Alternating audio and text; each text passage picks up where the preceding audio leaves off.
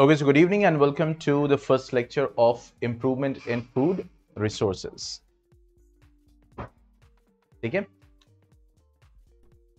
तो ये जो चैप्टर है जाहिर सी बात है इसमें हमें स्टडी करना है, ऑलमोस्ट सारे टॉपिक्स हैं और ये लास्ट चैप्टर ऑफ बायो का है जिसको हमें क्या करना है, कवर करना है. ठीक है, तो improvement in food resources title से एकदम क्लियर है कि जो फूड के रिसोर्सेज है उसमें हम क्या इंप्रूवमेंट ला सकते हैं ताकि उनकी क्वालिटी इंप्रूव हो सके. ठीक है, वो जो डिमांड है कंट्री की उसको भी पूरा कर सके, क्योंकि हम जानते हैं कि जितने भी मतलब वी ह्यूमंस, ठीक है, ये किस पे डिपेंडेंट है? They are dependent on food. They are dependent on food. Food पे डिपेंडेंट है. ठीक है भाई, फूड क्या होता है? What is food? अगर फूड की हम बात करें तो फूड जो है वो सब्सटेंस हो सकता है और मिक्सचर ऑफ सब्सटेंस हो सकता है. Mixture of substances which provide us components, which provides us the component for energy, growth, repair, development, etc. इन सारी चीजों के लिए जो कंपोनेंट हमें प्रोवाइड करता है वो फूड है. ठीक है, और ये जो कंपोनेंट्स मिलते हैं फूड के थ्रू, इन कंपोनेंट्स को हम क्या बोलते हैं? न्यूट्रिएंट्स. क्या बोलते हैं? न्यूट्रिएंट्स बोलते हैं. यानी फूड तो एक सप्लाई है इन कंपोनेंट्स का, फूड के थ्रू ये कंपोनेंट्स हम तक पहुंच रहे हैं और वो कंपोनेंट्स को हम टेक्निकली क्या बोलते हैं? That is nutrients. उनको न्यूट्रिएंट्स बोले जाते हैं. तो ये न्यूट्रिएंट्स हमें मिल रहे हैं फूड के थ्रू. ठीक है, अब न्यूट्रिएंट्स में जैसे अगर न्यूट्रिएंट्स की बात करें, प्रोटीन हो गया, ठीक है, कार्बोहाइड्रेट हो गया, ठीक है, फैट हो गया, ओके, मिनरल्स हो गया, ओके, विटामिन्स हो गया, ओके, वाटर हो गया. ये सब के सब क्या है? न्यूट्रिएंट्स है जो हमें रिक्वायर्ड है. और ये हमें कहां से मिलते हैं? ये हमें फूड से मिलते हैं. ठीक है, और फूड के अगर हम रिसोर्सेज की बात करें तो दो ही तो बिग रिसोर्सेज है. एक क्या है? प्लांट, और एक क्या है? एनिमल. ठीक है, प्लांट है और एनिमल है. बात समझ में आ रही? तो फूड जरूरी है किसके लिए? एनर्जी के लिए, ग्रोथ के लिए, रिपेयर के लिए, डेवलपमेंट के लिए. और ये जिन कंपोनेंट्स से हम कर पाएंगे उनको न्यूट्रिएंट्स बोलते हैं. और ये न्यूट्रिएंट्स जिस कलेक्शन के थ्रू हम तक पहुंचता है उसको हम फूड कहते हैं. ठीक है, और ये फूड जिस रिसोर्स से आता है, दो ज्यादा फूड रिसोर्सेस, तो दो ही रिसोर्सेज है हमारे, एक है प्लांट और एक है एनिमल. बात समझ में आ रही है?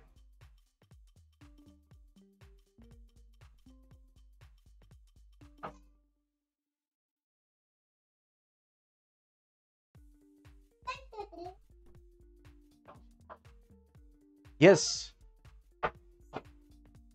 ठीक है, बात समझ में? प्लांट और एनिमल. अब ये जो प्लांट और एनिमल है ये हमें फूड प्रोवाइड कर रहा है. फूड से हम इतने काम कर पा रहे हैं, मतलब ये सारे जितने काम हैं it's necessary for our survival. ये हमारे सर्वाइवल के लिए जरूरी है. ठीक है, ये सारे के सारे जितने काम है, या ग्रोथ, रिपेयर, एनर्जी. भाई एनर्जी नहीं होगी तो हम सर्वाइव ही नहीं कर पाएंगे, ग्रोथ नहीं होगी तो सर्वाइव ही नहीं कर पाएंगे.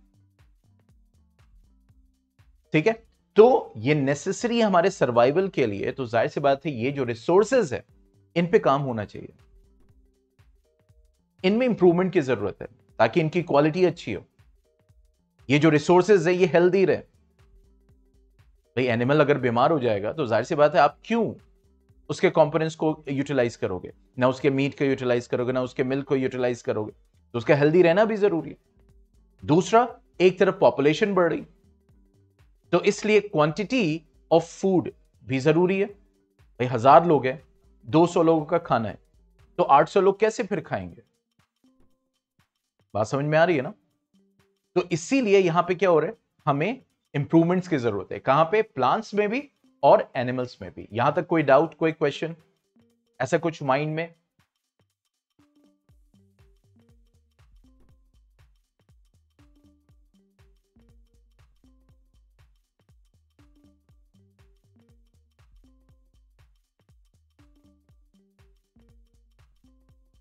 ठीक है, तो अब जाहिर सी बात है ये जो हमारे रिसोर्सेज है इन पे वर्क किया जाएगा, और होता भी है। आप देखो, जो किसान है, जो फार्मर है, वो क्या कर रहा है? वो क्रॉप्स को ग्रो कर रहा है, वो एनिमल्स को रियर कर रहा है, क्रॉप्स को ग्रो कर रहा है क्रॉप प्रोडक्शन के लिए। 8th क्लास में पढ़ा था क्रॉप प्रोडक्शन एंड मैनेजमेंट, उसी से कनेक्टेड ये चैप्टर है, उसी का कंटिन्यूएशन आप कह सकते हैं, एक थोड़ा सा हायर लेवल पे comparison, in comparison to 8th। तो यहां पे अगर हम बात करें इसकी, तो ये जो प्लांट्स हैं इनको क्या किया जा रहा है? कल्टीवेट किया जा रहा है, इसलिए क्रॉप्स। क्रॉप्स क्या कहते हैं? एक लार्ज स्केल पे सेम प्लांट्स को आप क्रॉप मतलब कल्टीवेट कर रहे हो ताकि उससे आप कुछ प्रोडक्टिविटी हासिल कर सको। तो वो लार्ज स्केल पे जो एक ही तरह के प्लांट्स कल्टीवेट हो रहे हैं वो क्रॉप्स। ठीक है, तो किसान उसको कर रहा है, किसान एनिमल हस्बेंड्री कर रहा है, रियर कर रहा है एनिमल्स को, ताकि उससे डिफरेंट डिफरेंट प्रोडक्ट्स हासिल किए जा सके और वो ह्यूमन वेलफेयर के लिए यूज किया जा सके। ठीक है, तो सबसे पहले जो हम बात करेंगे फूड रिसोर्सेज में इंप्रूवमेंट की, तो सबसे पहले बात होगी किसकी? Improvement in crop yields.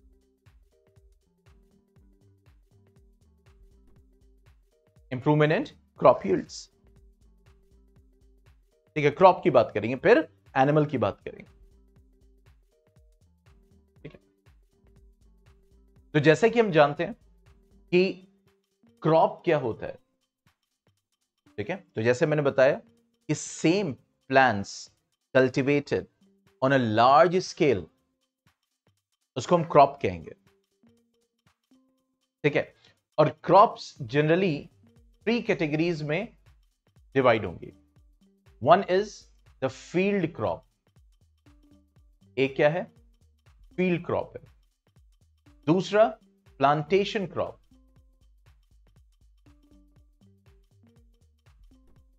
and the third one is the garden crops. भाई क्लासिफिकेशन के बेसिस अलग अलग भी हो सकता है। ठीक है, फील्ड क्रॉप जैसे जिसमें आ गया आपका food grain, oil seeds, okay, food grains, oil seeds, pulses etcetera, ये सब किस में आ गए? फील्ड क्रॉप्स में आ गए। प्लांटेशन क्रॉप्स में जैसे T, coffee, okay, cocoa, rubber, cocoa is a component of chocolate, cocoa, rubber etcetera, ये सब किस में आ गए? प्लांटेशन। और गार्डन क्रॉप्स में जैसे क्या हो गया? That is vegetables. ठीक है, जैसे ऑर्नामेंटल प्लांट जिसको हम हॉर्टिकल्चर कहते हैं, ऑर्नामेंटल प्लांट्स हो गए। ठीक है, एक्सेट्रा एक्सेट्रा, ये सब किस में आ गए? That is garden crop. तो क्रॉप्स की अगर हम बात करें तो 3 कैटेगरीज हैं क्रॉप्स की। One is the field crop, one is the plantation crop, and one is the garden crop. ठीक है, अगर इन्हीं क्रॉप्स को जो किसान, जो फार्मर ग्रो कर रहा है लार्ज स्केल पे, ठीक है, अगर हम इस बेसिस पे क्लासिफाई करें, on the basis of trade, commercial classification, यानी पैसे की बेचना, उसको जो है पैसा कमाना, इस बेसिस पे अगर हम क्लासिफाई करें, ट्रेड एंड कॉमर्स के बेसिस पे, ठीक है, तो क्रॉप्स की कैटेगरी चेंज हो जाएगी। मतलब क्रॉप्स तो वही रहेंगे, उनकी कैटेगरीज चेंज हो जाएंगी। जैसे एक हम बोलेंगे ये हम कर रहे हैं on the basis of trade and commerce, यानी उनको ट्रेड करना, उसके बाद उससे पैसा कमाना, तो एक कहलाएगा फूड क्रॉप्स। एक क्या कहलाएगा? Food crops. ठीक है, दूसरा कहलाएगा फॉडर क्रॉप्स। ठीक है, second will be what? The fodder crop. And the third one will be what known as commercial crop. Okay, third को हम क्या बोलेंगे? That is commercial crop. ठीक है, तो food crop, fodder crop and the commercial crop. यहां तक कोई डाउट?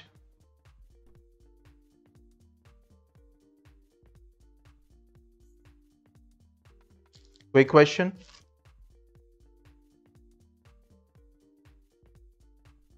इसको लिख लीजिए, फिर आगे बढ़ते हैं। जो मैंने अभी पहले कैटेगरी बताई है उसको।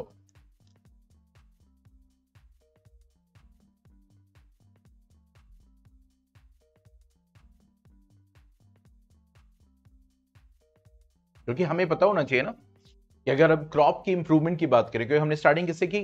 Improvement in food resources chapter. अब हम किसको कर रहे हैं? Improvement in crops. सबसे पहले हम क्रॉप यील्ड। यील्ड क्या होता है? यील्ड मतलब कि प्रोडक्टिविटी, कितनी पैदावार हो रही है। ठीक है, तो अब अगर हम बात करें फूड, यानी हमने क्या बेसिस बनाया क्लासिफिकेशन का? Trade and commerce. अब जैसे फूड क्रॉप में जैसे राइस हो गया, व्हीट हो गया, मतलब जो खाने के लिए यूज हो रहा है, पल्सेस हो गया, ऑयल हो गया, एक्सेट्रा एक्सेट्रा, ये क्या है? ये फूड क्रॉप्स में आ जाएंगे।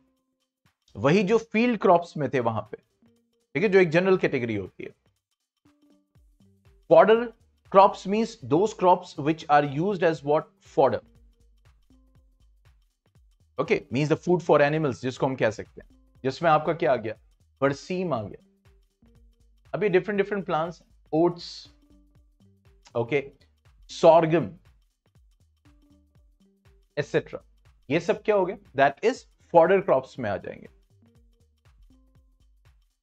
ओके, और अगर कमर्शियल क्रॉप की बात करें तो जैसे कॉटन क्रॉप हो गया,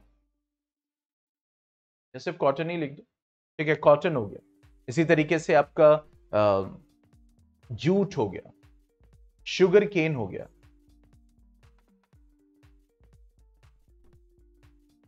ठीक है, और भी है जैसे टोबैको एक्सेट्रा। अब देखो ना, इसको आप खाने की तरह यूज कर रहे हो, ना इसको जानवर के चारे की तरह यूज कर रहे हो, जिसको फॉडर कहते हैं। ठीक है, तो आप इसको जनरली क्या कर रहे हो? ट्रेड कर रहे हो, बेच रहे हो। हालांकि इसको बेचा जा रहा है, दाल चावल भी बेचा जा रहा है, लेकिन ये सोली, मतलब जिसको कहते हैं ना कि आप बेच के कमा रहे हो ना, मतलब क्योंकि ये भी आप कमर्शियल, जैसे मैंने कहा ट्रेड एंड कॉमर्स के बेसिस पे हम डिवाइड कर रहे हैं। भाई जाहिर सी बात है, फॉडर है, चारा है, आपने उसकी दुकान खोल रखी है, आप चारा प्रोवाइड करो, पैसे कमा रहे हो, वो भी कर सकते हैं। ठीक है, फॉडर जिसको कह रहे हैं, लेकिन ये हमारा खाना नहीं है। We are not eating cotton. ठीक है, तो इस वजह से। ठीक है, अब हम आगे बढ़ते हैं। On the basis of season, इसको हम कहते हैं सीजनल वेरिएशन, होता रहता है। तो उसके बेसिस पे हम देखें तो crops are divided into rabi crop, kharif crop and zaid crop.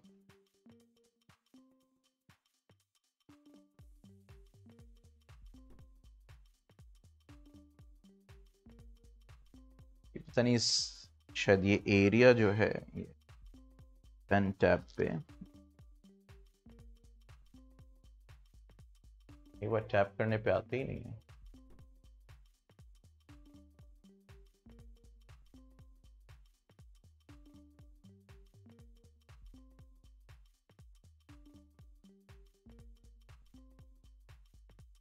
Just wait.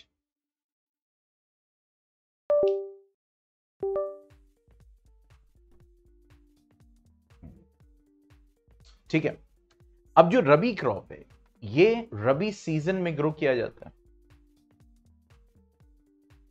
ठीक है, रबी सीजन मतलब विंटर सीजन।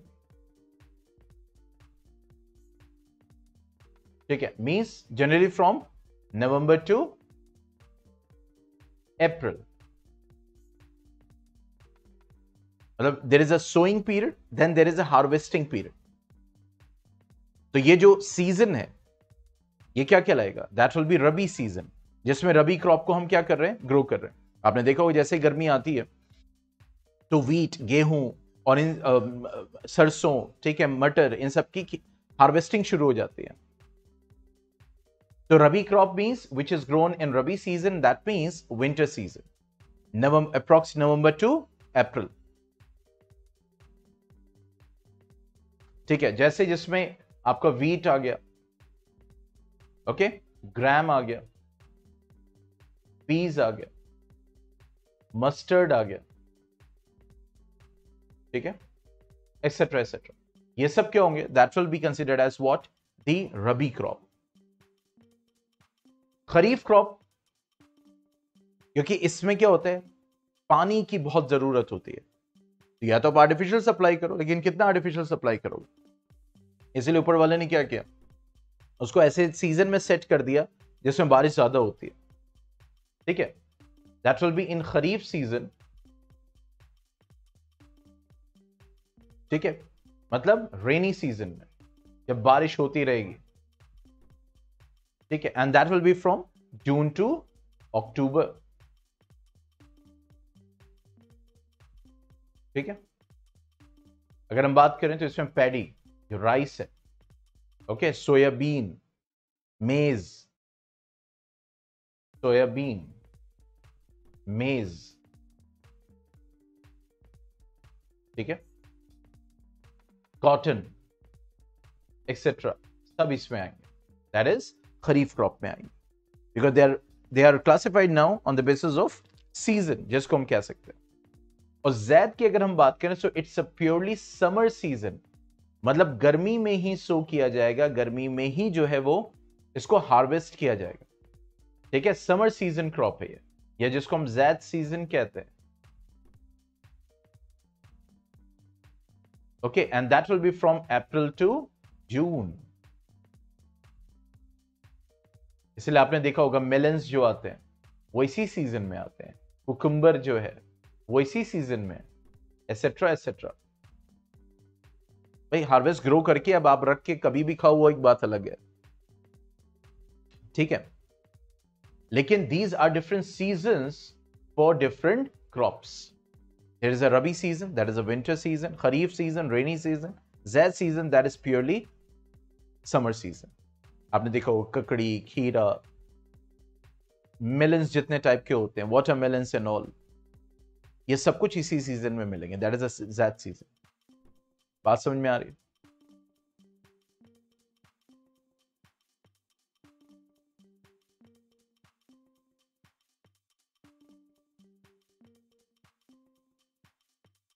ठीक है, चलिए इसको कर लीजिए, डन लिखिए, फिर आगे बढ़ते हैं। तो ये था क्रॉप के बारे में, मतलब different categories of the crops. One was the general category, one was on the basis of trade and commerce, and one was on the basis of the season.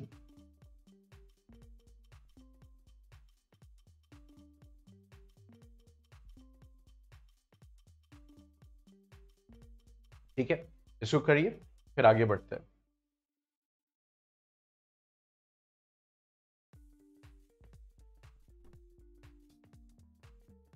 मदिया का डन हो गया।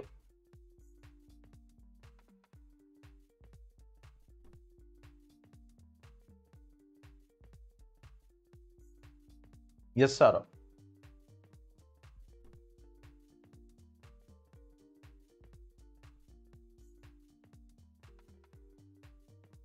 Done, okay. अब देखो ये जो crop से बेचती, जैसे मैंने बताया कि इंडिया की पॉपुलेशन क्या हो रही है, बढ़ रही है, ठीक है। अब इसमें दो चैलेंजेस है, क्योंकि देखो जब कोई भी चीज होती है ना, जब क्वांटिटी बढ़ती है तो सबसे बड़ा चैलेंज आता है क्वालिटी पे, और दूसरा चैलेंज आता है अवेलेबिलिटी पे। अवेलेबल हो पाएगा कि नहीं हो पाएगा, और अवेलेबल हो पाया तो अपनी क्वालिटी के साथ हो पाएगा कि नहीं हो पाएगा। तो ये जो चैलेंज था, तो इसमें जो साइंटिस्ट ने क्या किया, इसमें साइंटिस्ट ने बहुत अच्छा खासा वर्क किया, and they made it possible कि जो क्रॉप है वो ज्यादा से ज्यादा ग्रो की जा सके, और कुछ तो through out the year grow की जा सके, ताकि ज्यादा से ज्यादा डिमांड को क्या किया जा सके, मीट किया जा सके। ठीक है, तो इन्होंने बहुत ट्रिमेंडस, हमारे साइंटिस्ट ने बहुत ट्रिमेंडस वर्क किया, मतलब तकरीबन 25% इंक्रीमेंट जिसको कहते हैं, प्रोडक्शन जो कहते हैं, वो किया। Means if you'll calculate from around 1960 to 2004, अब प्रेजेंट डेटा और जो होगा, ठीक है, तो तकरीबन इस फील्ड में बहुत अच्छा खासा वर्क हुआ, और फिर उसके बाद जो है वो क्या किया गया, उसको इंप्लीमेंट किया गया, और इंप्लीमेंट करने के बाद जो क्रॉप प्रोडक्शन है उसको इंक्रीज किया गया। ठीक है, अब सवाल उठता है उन्होंने किया क्या, हाउ, कैसे किया इस चीज को, क्या किया, उसको समझते हैं। तो एक जो सेक्टर था जिस पर इन्होंने वर्क किया वो था क्रॉप वैरायटी इंप्रूवमेंट, यानी जो क्रॉप की वैरायटी है उसको इंप्रूव करना with different different technologies and methods. ठीक है, क्रॉप वैरायटी इंप्रूवमेंट होता है ना, देखो होता है कि भाई ये वाला जो है वो प्लांट राइस के लिए बहुत अच्छा है,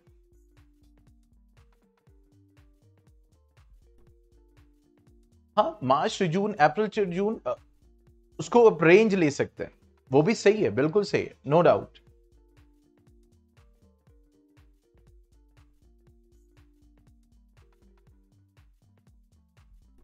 ठीक है, तो क्रॉप वैरायटी इंप्रूवमेंट की अगर हम बात करेंगे तो क्रॉप वैरायटी इंप्रूवमेंट का मतलब क्या हो गया, भाई जाहिर सी बात है, भाई एक वैरायटी है बहुत अच्छी है, बहुत अच्छा प्रोडक्शन है, बहुत अच्छी प्रोडक्टिविटी है।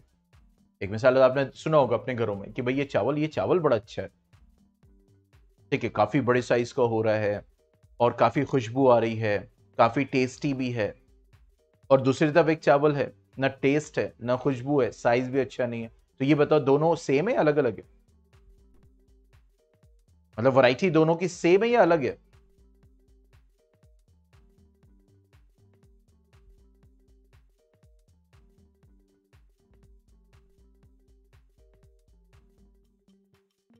हाँ भाई बताइए।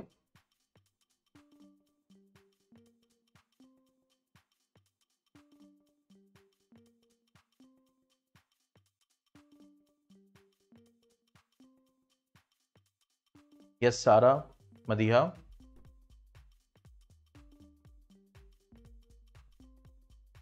अभी मैंने क्वेश्चन रेज किया है, हम क्रॉप वैरायटी इंप्रूवमेंट की बात कर रहे हैं ना। मैंने बोला एक सिचुएशन दी आप लोग को कि भाई अक्सर आप लोगों ने देखा होगा घरों में बात होती है, भाई चावल ये जो है बहुत बड़े साइज का है, अच्छा है टेस्ट में,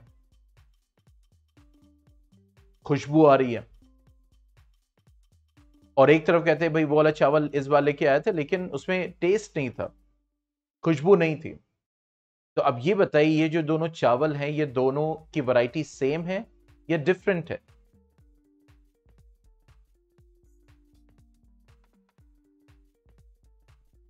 डिफरेंट है बिल्कुल। तो भाई आप वो चावल लाओगे घर में जिसका टेस्ट है, खुशबू है, बिग साइज है, या वो चावल लाओगे जिसमें कोई टेस्ट नहीं है, कोई खुशबू नहीं है, तो वही चावल पसंद करोगे ना जिसमें टेस्ट होगा, खुशबू होगा।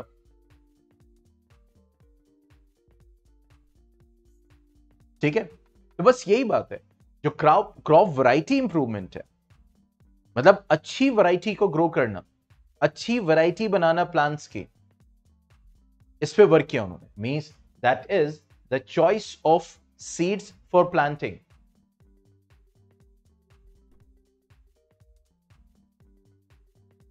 यानी उनके वैरायटी में इंप्रूवमेंट किया उन्होंने, मतलब कैसे प्रोडक्शन बढ़ाया, उसके पीछे स्टेप्स थे ना। उसके बाद सेकंड जो मैनेजमेंट किया, सेकंड जो इंप्रूवमेंट किया वो किसमें, क्रॉप के प्रोडक्शन में। सेकंड जो कैटेगरी जिस पे वर्क किया, that is crop production improvement.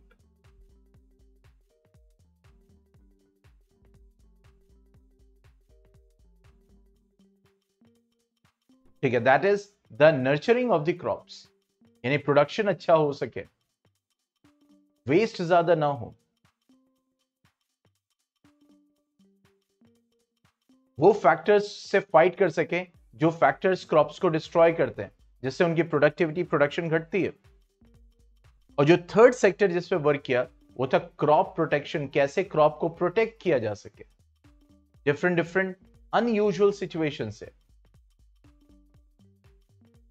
Crop protection improvement. यानी जो क्रॉप ग्रो कर रहा है, ठीक है, तो उसको प्रोटेक्ट करेंगे ना, नहीं तो अगर डिस्ट्रॉय हो गया तो आपको मिलेगा कहां से, आपको उसका उसका प्रोड्यूस कहां से मिलेगा, क्रॉप प्रोड्यूस कहां से मिलेगा। तो क्रॉप प्रोटेक्शन पे भी क्या किया इंप्रूवमेंट, तो तीन सेक्टर्स में इंप्रूवमेंट्स किया साइंटिस्ट ने। पहला क्या था, that is crop variety improvement, second one was crop production improvement, and the third one was crop protection improvement. तो फिर से मैं बताऊं हम क्या पढ़े, improvement in food resources. Food resources के इंप्रूवमेंट में हमने स्टार्टिंग की है क्रॉप के इंप्रूवमेंट में, और अब हम ये स्टडी कर रहे हैं कि क्रॉप में इंप्रूवमेंट कैसे किया जा सकता है। तो पहला हम क्रॉप वैरायटी इंप्रूवमेंट करते हैं, ठीक है, दूसरा क्रॉप के प्रोडक्शन में इंप्रूवमेंट करते हैं, और तीसरा क्रॉप के प्रोटेक्शन में इंप्रूवमेंट करते हैं। बात समझ में आ रही है?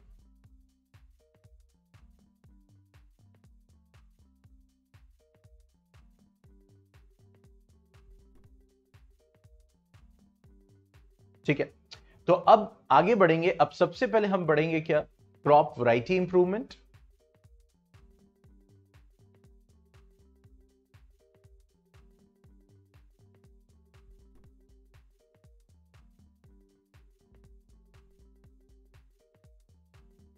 एक्चुअली बोर्ड का ये साइड जो वर्क नहीं कर रहा है, पता नहीं क्यों। ठीक है, क्रॉप वैरायटी इंप्रूवमेंट, सबसे पहले इसकी बात करेंगे। ठीक है, चलिए, तो first will talk about what crop variety improvement.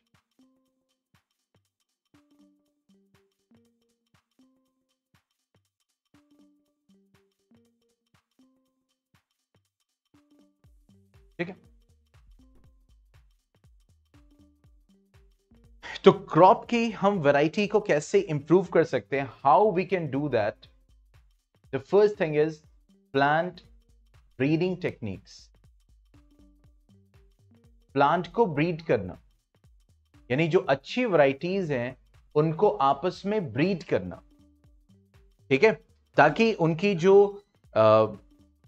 Features हैं, कैरेक्टरिस्टिक्स हैं, वो एक प्लांट में आ जाए और फिर उसको हम ग्रो करें। हो सकता है एक प्लांट चावल प्रोड्यूस कर रहा हो जो अच्छी खुशबू का हो, दूसरा प्लांट प्रोड्यूस कर रहा है जिसमें चावल का साइज बड़ा होता है। अब आप दोनों को ब्रीड कर दो, ठीक है, there are so many techniques for the breeding. ठीक है, तो प्लांट ब्रीडिंग जब हम करेंगे तो क्या होगा कि जो दोनों फीचर्स है वो एक प्लांट में आ जाएंगे, और फिर इस वैरायटी को हम ग्रो करना शुरू कर देंगे। बात समझ में आ रही? तो प्लांट ब्रीडिंग हम कैसे कर सकते हैं, how we can do that. ठीक है, first is what, the introduction. ठीक है,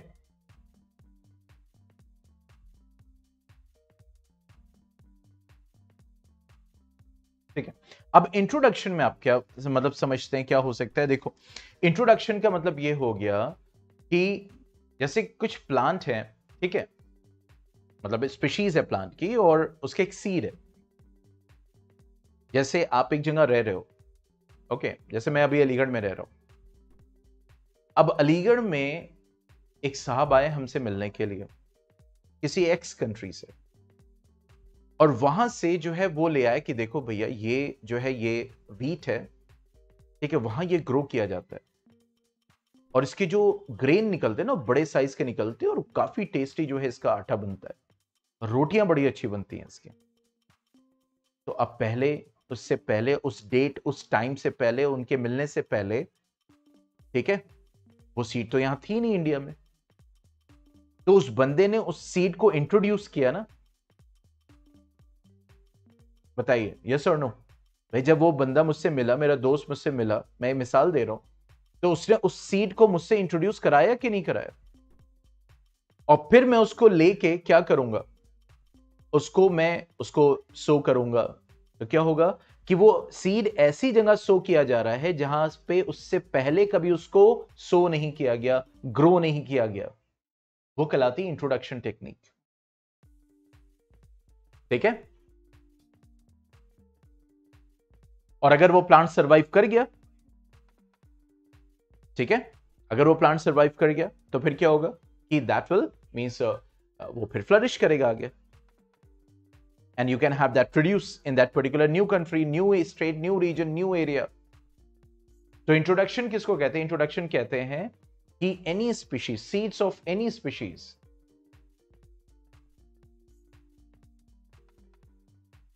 sown in an area where it was not sown earlier, कभी भी उससे पहले वो ना किया गया हो उस जगह पे, उसको हम क्या बोलते हैं? इंट्रोडक्शन। ठीक है, सेकंड जो प्लांट ब्रीडिंग की टेक्निक है वो है selection. This is the oldest method of plant breeding.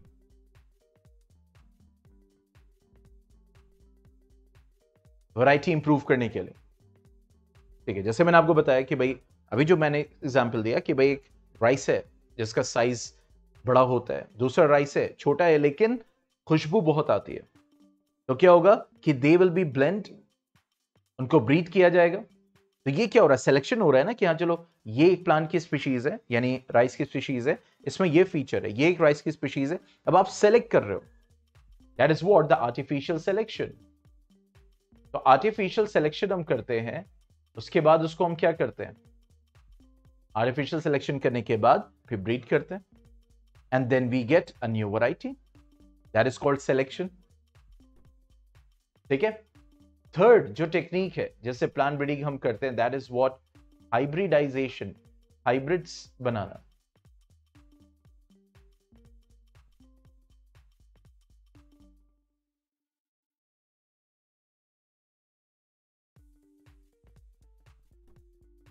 ठीक है, अच्छा एक चीज मैं यहां पे क्लियर कर दूं, जैसे हाइब्रिडाइजेशन है और सिलेक्शन, अब इसमें क्या फर्क है? अब जैसे मैं हाइब्रिडाइजेशन बोलूंगा ना, तो यहां पे वही है कि प्लांट्स को सिलेक्ट करना और उनको ब्रीड कराना। अब नई वैरायटी आएगी और उसको हम आगे फ्लरिश कराएंगे, that is what the hybridization. तो सिलेक्शन फिर कैसे अलग है? देखो सिलेक्शन में क्या हो रहा है कि डिफरेंट डिफरेंट प्लांट्स हैं, लेकिन आप उसको ग्रो कर रहे हो जो वैरायटी अच्छी है,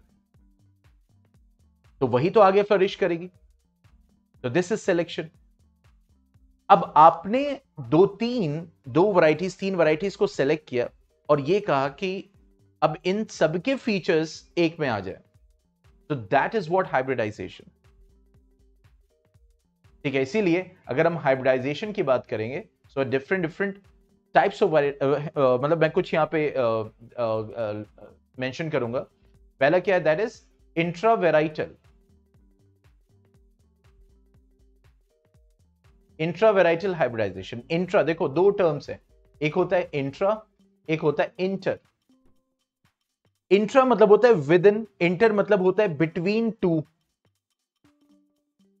जैसे इंट्रा स्कूल कंपटीशन मतलब एक ही स्कूल में कंपटीशन चल रहा है, और एक होता है इंटर स्कूल कंपटीशन मतलब कि 2 या 3 या 4 डिफरेंट स्कूल्स के बीच में कंपटीशन चल रहा है।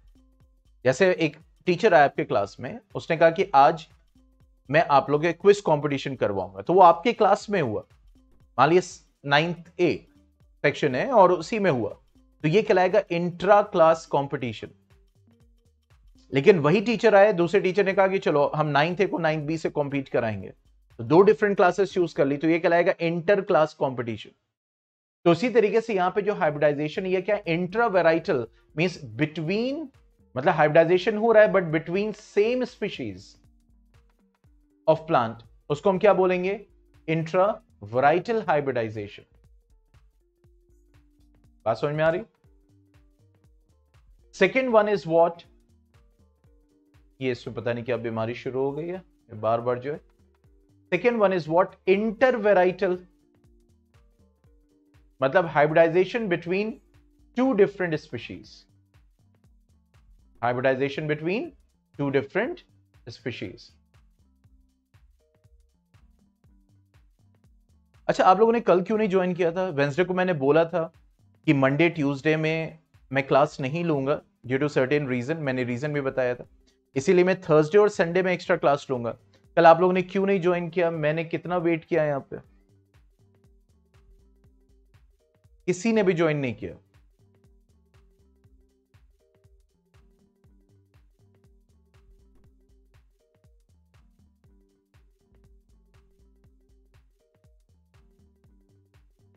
हाँ भाई,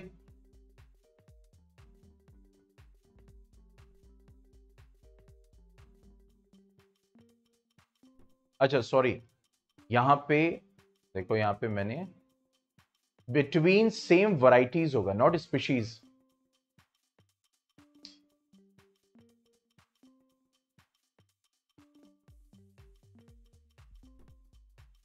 बोर्ड क्यों हैंग करते शुरू कर देता है? बिटवीन टू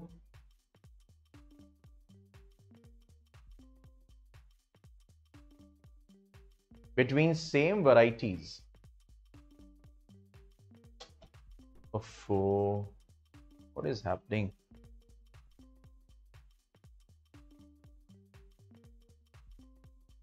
आप लोग ज्वाइन रहिएगा, 1 मिनट।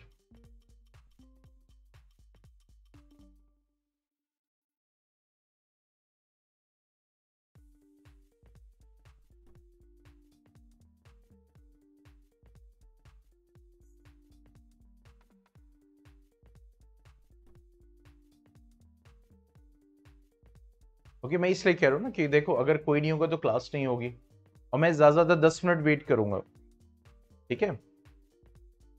तो यहां पे बात करते हैं between same varieties and between two different varieties. क्योंकि पहले क्या हो रहा था, जो नमाज का टाइम फॉल हो रहा था वो आप लोग के टाइम पे हो रहा था, अब वो 10th में आ जाता है, इसलिए आप लोग क्लास टाइम पे ही स्टार्ट होगी, अब वो हो ही रही है, ठीक है? तो between same varieties and between two different varieties. Next जो हाइब्रिडाइजेशन होता है दैट इज इंटर, और हम कह सकते हैं intra specific, sorry, inter specific. Specific मतलब कि species means, inter means between two species, 2 species है प्लांट की जिनके बीच में हाइब्रिडाइजेशन हो रहा है, ताकि दोनों के अच्छे फीचर्स एक प्लांट में ब्लेंड हो जाए, ठीक है? And the next one technique is what? Intergeneric hybridization. ठीक है? Means between two genera.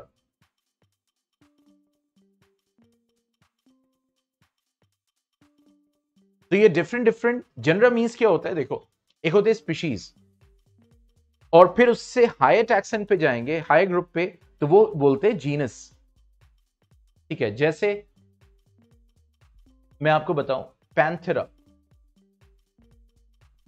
ठीक है, लियो एंड पैंथेरा टिग्रिस, ठीक है? अब देखो, ये क्या है? लॉयन, और ये क्या है? टाइगर। तो ये होती है स्पीशीज नेम और ये है जीनस। तो देखो, लॉयन और टाइगर 2 डिफरेंट स्पीशीज है, लेकिन कुछ कॉमन फीचर्स की वजह से ये पैंथेरा है, मतलब पैंथेरा मतलब कि एक जीनस को बिलोंग करते हैं because of some common features, लेकिन ये अलग अलग स्पीशीज हो गए बिकॉज ऑफ सम डिसिमिलैरिटी, ठीक है? तो लॉयन और टाइगर दोनों सेम जीनस को क्या कर रहे हैं? बिलोंग कर रहे हैं। अब यहां पे अगर लॉयन और टाइगर में हाइब्रिडाइजेशन हो, ब्रीडिंग हो, not hybridization, that is breeding, तो वहां पे भी क्या होगा कि it will produce a new animal, होता है लाइगर प्रोड्यूस होता है, लाइगर, टाइगॉन होता है। ठीक है, तो ये मैंने एनिमल को बताया क्योंकि ताकि जो है वो आपके दिमाग में बैठे वो चीज। तो इसी तरह प्लांट्स में होता है, मतलब दो डिफरेंट, मतलब जैसे होते हैं ना कि इंटर बिटवीन टू, दो जीनस, यहां पे तो सेम जीनस के बीच में हो रहा है लेकिन दो डिफरेंट स्पीशीज के बीच में, तो ये जो ब्रीडिंग कहलाएगी वो कहलाएगी इंटर स्पेसिफिक ब्रीडिंग। तो इसी तरीके से अगर दो डिफरेंट जेनेरा में हो रहा है, that is known as what, मतलब दो डिफरेंट जीनसेस हैं, जेनरा हैं, तो वो कहलाएगा इंटर जेनरा, मतलब दो डिफरेंट जीनस के प्लांट्स हैं, उनके बीच में हाइब्रिडाइजेशन हो रहा है। ठीक है, और उसके बाद जो टेक्निक है इसके अलावा प्लांट ब्रीडिंग टेक्निक है, दैट इज जेनेटिक इंजीनियरिंग, जो लैब्स में हो रहा है। ठीक है, एक मतलब सेल्स पे वर्क हो रहा है, टिश्यूज पे वर्क हो रहा है, जीन्स को चेंज किया जा रहा है, मैनिपुलेट किया जा रहा है, इंप्रूव किया जा रहा है, ताकि जो वैरायटी है प्लांट की वो क्या हो सके, वो इंप्रूव हो सके। बात समझ में आ रही?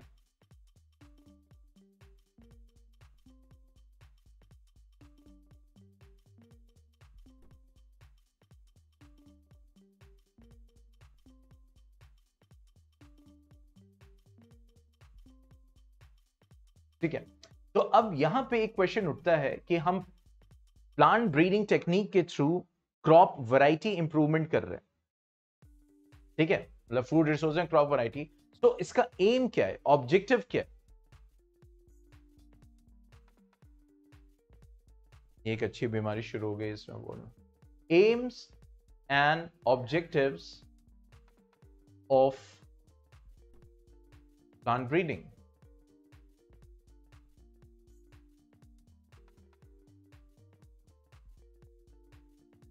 ठीक है, अब इसको हम कल शुरू करेंगे, फिर उसके बाद हम आएंगे क्रॉप प्रोडक्शन मैनेजमेंट पे, फिर हम आएंगे क्या, दैट इज क्रॉप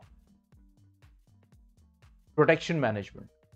अब ये तीनों जब काम हो जाएगा तो हमारा क्रॉप यील्ड इंप्रूव होगा। ठीक है,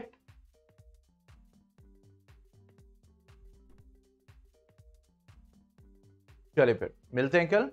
okay then, goodbye, take care, अस्सलाम वालेकुम।